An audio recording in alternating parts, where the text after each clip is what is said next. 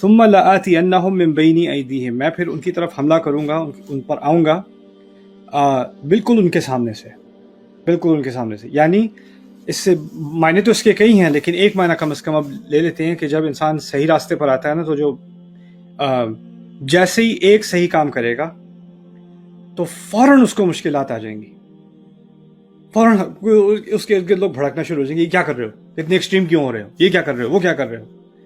اور ساتھ ہی اس کو فوراً ہی شک ہونے شروع ہو جائیں گے کہ میں یہ کروں یا نہ کروں. یعنی اس کے ارد وہ آپ کے حملے کا مطلب ہے آپ کی امیڈیٹ جو سچویشن ہے نا، لوگ کہیں گے کہ تم اگر یہ رشوت نہیں لوگے فرض کرو تو جاب چلی جائے گی، اور اس نے پھر بھی رشوت نہیں لی. اب وہ باس میٹنگ پہ بلا رہا ہے، مینیجر میٹنگ پہ بلا رہا ہے، یا اس کو کسی نے کمپلینٹ کر دی ہے، امیڈیٹلی مشکلات شروع ہو جائیں گی.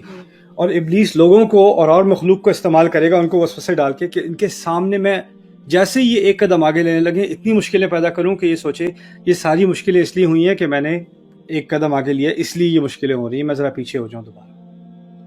میں پہلے 90s میں پڑھا کرتا تھا ڈاکٹر بلال فلپس کے لیکچرز. تو انہوں نے اپنی، وہ عیسائی تھے، مسلمان ہوئے، پھر انہوں نے کافی اسلام پڑھا، عالم بنے. تو ان کی وہ اپنی ماں کو جو ہے وہ اسلام کی دعوت دیا کرتے تھے، وہ کرسچن تھی ماں ان کی نا. تو وہ بتاتے ہیں کہ وہ ماں ان کی ذرا کنونس ہونے لگی. تو جب وہ کنونس اسلام کے قریب آتی گئیں تو ان کو ڈرانے خواب آنے شروع ہو گئے اور بہت ہی ڈر جاتی. اور پھر جیسے ہی اٹھتی ڈرونے خواب سے، وہ کروسیفکس ہوتا ہے نا جو صلیب، اس کو پکڑتی تو سکون مل جاتا ہے ایک دم سے، تو وسوسے ختم ہو جاتے. ابلیس کا مقصد کیا ہے کہ وہ تنگ تو کرے گا، کب کرے گا؟ جب سیدھے راستے کی طرف آنا شروع ہو جاؤ گے. لوگ سمجھتے ہیں جیسے ہی میں سیدھے راستے کی طرف آؤں گا سکون ملے گا، دل کی آسانی ہوگی، اللہ تعالیٰ ساری مشکلیں آسان کر دے گا. نہیں، پہلے مشکل سے گزرو گے، اس کو پار کرو گے، پھر آسانی آئے گی. اتنی سستی نہیں ہے آسانی اس کی پرائز دینی پڑتی ہے. تو اس نے کہا سامنے کے راستے سے تو میں حملہ کروں گا.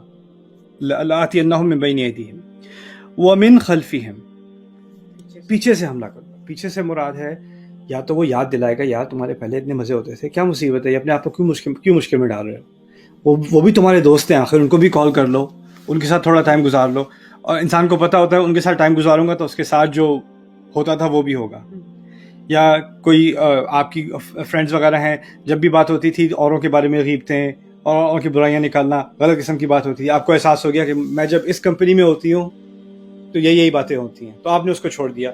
اب وہ آئے گا پیچھے سے کہ وہ بھی تو آخر ان کا بھی کوئی حق ہے، ان سے بھی کچھ مل لو جا کر. یہ کچھ اس کا مقصد یونین نہیں ہے، اس کا مقصد ہے ان باتوں میں دوبارہ ڈالنا، رائٹ.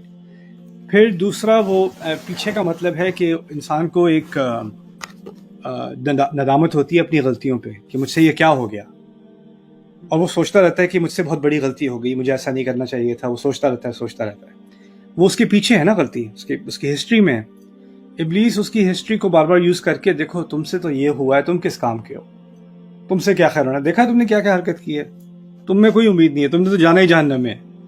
تو وہ پیچھے کی غلطیوں کو سے بار بار یاد دلا کے انسان کو مایوس کرنا، اس طرح سے وہ پیچھے سے حملہ کرتا ہے. تو انسان کہے میری نماز پڑھنے کا، دعا کرنے کا، حج کرنے کا، روزے رکھنے فائدہ کیا، میں تو اتنے گناہ کر چکا ہوں، میرا تو کوئی امکان نہیں ہے، میں تو جانا ہی جہنم میں.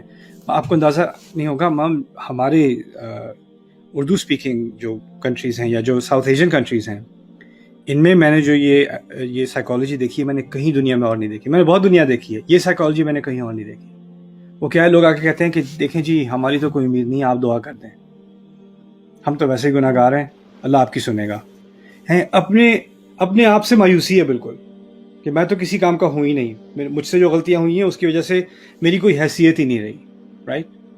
تو اس چیز کو وہ استعمال کرتا ہے کہ تمہاری کوئی حیثیت نہیں ہے، کیونکہ اس کو پتا ہے اس نے اپنی غلطی سے استغفار کبھی نہیں کرنی. اس نے اپنی غلطی سے اس کو ایک مایوسی ہے، اور وہ چاہتا ہے کہ وہ مایوسی انسانوں میں ڈالتا رہے. یہ پیچھے سے حملہ ہے.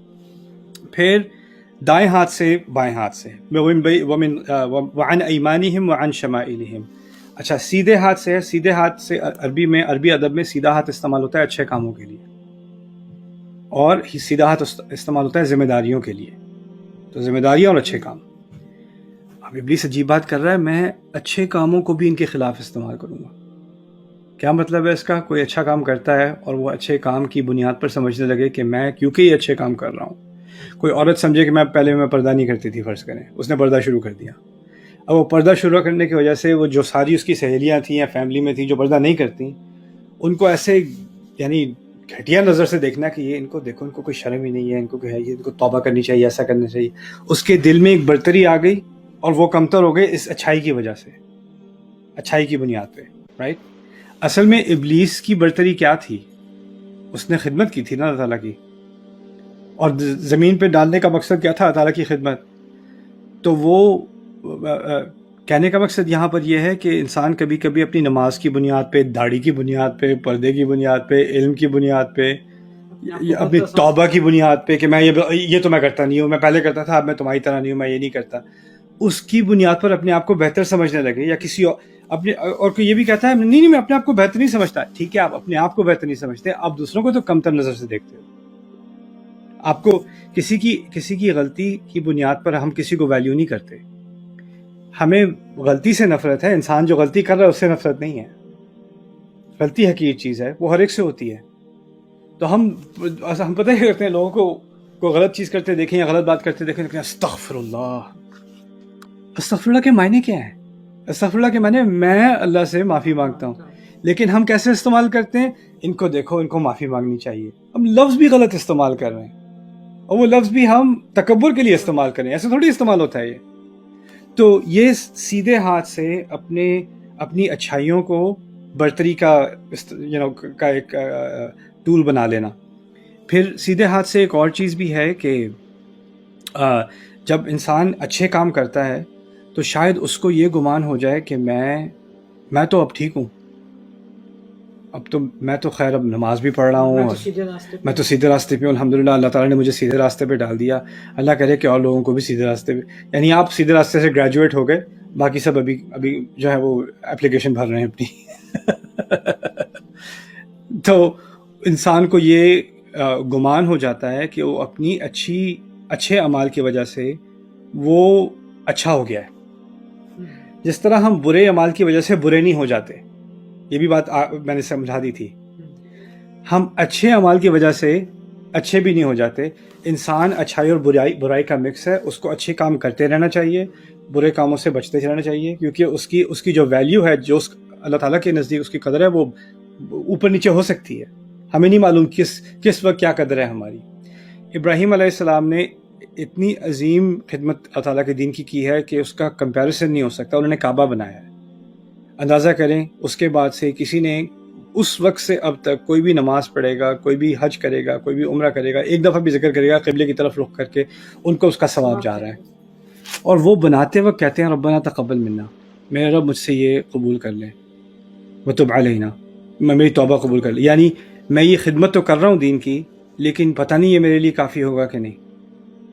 لیکن دائیں ہاتھ سے حملے کرنے کا مطلب ہے وہ انسان سمجھے کہ میں تو ٹھیک ہوں، اب میرا عقیدہ بھی ٹھیک ہے، میرا علم بھی سب سے بہتر ہے، میں سب چیز سمجھ چکا ہوں، باقی سب بیچاروں کو سمجھنے کی ضرورت ہے.